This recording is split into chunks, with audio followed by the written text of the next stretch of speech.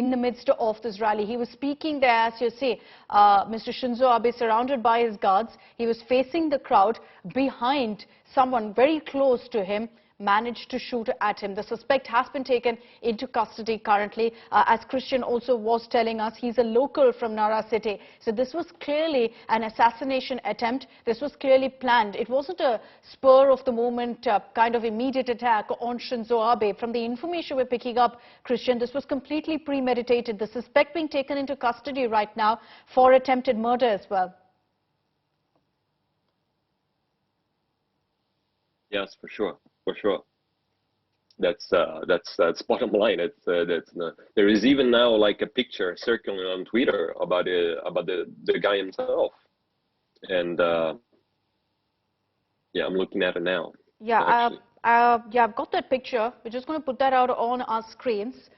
I've got it on my phone here. You can see the suspect. He's in a grey T-shirt. He's wearing cargos and a grey T-shirt. He's immediately overpowered there by security guards who then are seen holding on to him. So this is the image. I'm just going to zoom in for our viewers as well. I'm not sure if you can see that very clearly, but that right there is the suspect. He's wearing a grey shirt. You can see him trying to, in fact, struggle and get away, but he's immediately overpowered by security forces and taken into custody. So he's been arrested. This image is of the shooter, the suspect. He stood behind Shinzo Abe, shot at him. You can see in this particular picture as well at this point, he doesn't have the weapon on him. So it looks like he dropped that, but the security guards present there almost immediately managed to overpower him. You can see him also kind of struggling, trying to get away. But the security guards managing to overpower him. So a bit of a struggle that seems to have played out right then. This man is now in custody, has been charged with attempted murder for now. This was clearly an assassination attempt. You can see the first images of this man. As Christian told us, he's a local from Nara city, aged about 30 to 40 years old, had a shotgun with him clearly, attacked Shinzo Abe from behind during this rally, and he's been taken into custody. Obviously, there will be questions of what was the motive for this particular attack on Shinzo Abe, what led to this particular killing as well. So we're going to be putting out that image for you in just a bit. We've got a number of pictures that are just coming in that show the suspect being overpowered by security personnel in the middle of the road. You can see him with the weapon also in some of the pictures, which he then drops after the personnel get close to him. So we're putting out those pictures as well, Christian. You know, fits the description that you mentioned also. Someone aged between 30 to 40 had a shotgun with him, local from Nara city, overpowered by security personnel almost immediately there and taken into custody. You can see a bit of a struggle also in those pictures, but clearly they managed to overpower him and take him in. Yeah, well, you know, the security guards are not, in Japan, they're not being known to be the most reliable in the world. As a matter of fact, I've seen often, even during the most crowded event in Japan, which happens to be the one in Tokyo during the Halloween.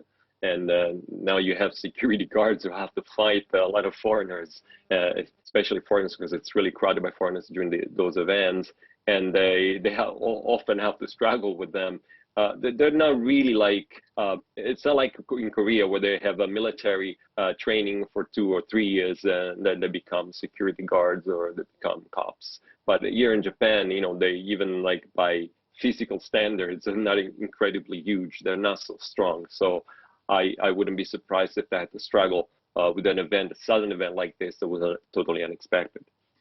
Christian, help us understand something. You know, when you see these kind of incidents, like in America, of course, you see so many of these mass shootings that are reported, and that's largely because of accessibility to firearms. What's the case in Japan? Because, you know, we're putting out these videos that are emerging right now of the suspect being overpowered, a bit of a struggle, but about 4 to 5 guards also around who then, in fact, take him in. But we'll play that footage for you in just a bit. This is also, what you see there is the suspect. That's right. That's a suspect being taken in, being overpowered by the personnel and arrested. But just explain to us, Christian, my question to you earlier about firearms and easy accessibility, because the suspect had a shotgun with him. Well, now there has been reports that it's some type of scattergun.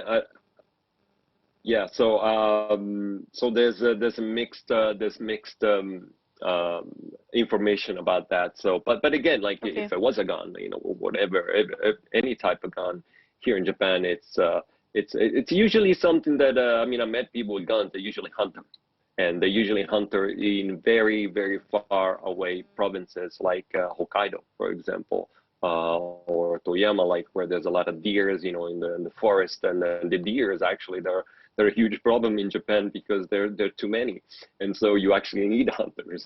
There's a lack of hunters actually in Japan because the deers are too many and they're destroying a lot of the cultivations, and sometimes you just for traffic itself. I mean, they cause incidents and stuff. So who has guns here? People who actually professionally do this or for a lot like hobbies.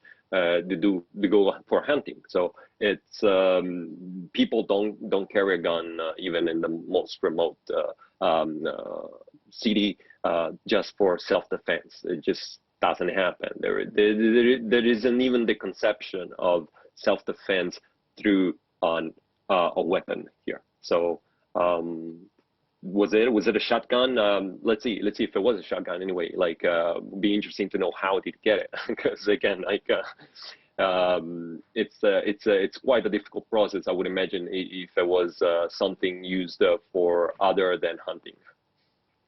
Yeah, so there'll be questions about that as well. But these are the images that are now trickling in from the attack when Shinzo Abe, this was the exact moment when Shinzo Abe was in fact shot at from behind. I just want to also show you the image that we've just picked up. If I can ask our camera to just zoom into this particular picture. This is the moment that Shinzo Abe was shot at, collapsed to the ground. You can see him here receiving CPR also from medical authorities on the ground. So you see this particular image, first images that we're showing you here from local media that we've accessed of Shinzo Abe collapsing, immediately being given, administered CPR. The information we picked up from medical personnel on the ground is that, unfortunately, he was non-responsive, went into a cardiac arrest almost immediately. But these are, in fact, the images that we're getting to you right now. CPR being administered to Shinzo Abe. This was right there where he was attacked, where he was shot at from behind in the chest twice. He collapsed immediately. Security personnel surrounded him. There were medical staff on the ground, as is protocol, and they immediately administered CPR to him, but he was non-responsive. That's when they decided to shift him out of that particular location and move him away, take him and airlift him to a hospital nearby. In about 15 minutes from now, we're expecting that there will also be a briefing by the Japan government. So that is something also that we'll get you the latest updates on. We're hoping that the government will give us details about the condition of Shinzo Abe. The information we have of the suspect that we're picking up right now is that he's a 41-year-old, motive unknown at this point. Christian, the suspect, we understand, is a 41-year-old. Questions being asked about his motive. That's something we don't have leads on right now. Yeah, that'd be just speculation at this point. Again, like you even fall in those categories of these crazy people, how they call it here. Again, like it's one of this category of people just roam the streets every now and then and they kill somebody. But the point is, this time is a political objective. Usually what happens, it's a random killing. It's a spree. They just get on the streets and just kill anybody who happens to be there, and usually with a knife again. But this time it has a political aim, and even though it was in any official charge Shinzo Abe at this point, because he left 2 years ago, but he is definitely like a symbol of right-wing conservatism in Japan, that's for sure.